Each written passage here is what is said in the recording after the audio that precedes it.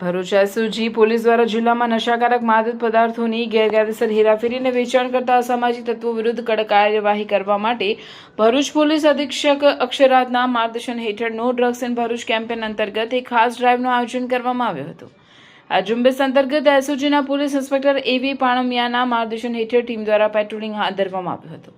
તે દરમિયાન એએસઆઈ રાજેન્દ્રભાઈ નાથાભાઈને ચોક્કસ બાતમીદારથી હકીકત મળી હતી કે અંકલેશ્વર રાજપીપળા રોડ શાંતિનગર ખાતે રહેતા સુમનકુમાર યાદવ અને ગોલકુમાર યાદવ પોતાના રહેણાંક ઘરમાં ગાંજાનું ગેરકાયદેસર વેચાણ કરે છે। જે બાતમીના આધારે એસઓજીની ટીમે રેડ કરી ત્યાંથી આર્થિક લાભ મેળવવા અને વેચાણ કરવાના ઈરાદે રાખેલો વનસ્પતિજન્ય માદક પદાર્થ ગાંજાનો 6 કિલો 100 ગ્રામનો જથ્થો ઝડપી પાડ્યો હતો। આ ઓપરેશન દરમિયાન પોલીસે 3,05,000ની કિંમતનો ગાંજો અને 10,000ની કિંમતના 2 નંગ મોબાઈલ ફોન મળીને કુલ 3,15,000નો મુદ્દામાલ જપ્ત કર્યો છે। આ ગુનામાં પકડાયેલા 2 આરોપીઓ સુમનકુમાર મંટુ યાદવ અને ગોલુકુમાર મંટુ યાદવ બંને હાલ રહેવાસી શાંતિનગર 2 આદર્શનગર અંકલેશ્વર મૂળ રહેવાસી ભાગલપુર બિહારની ધરપકડ કરવામાં આવી છે। જ્યારે અન્ય એક આરોપી સુંદરકુમાર સચ્ચિદાનંદ યાદવને વોન્ટેડ જાહેર કરવામાં આવ્યો છે।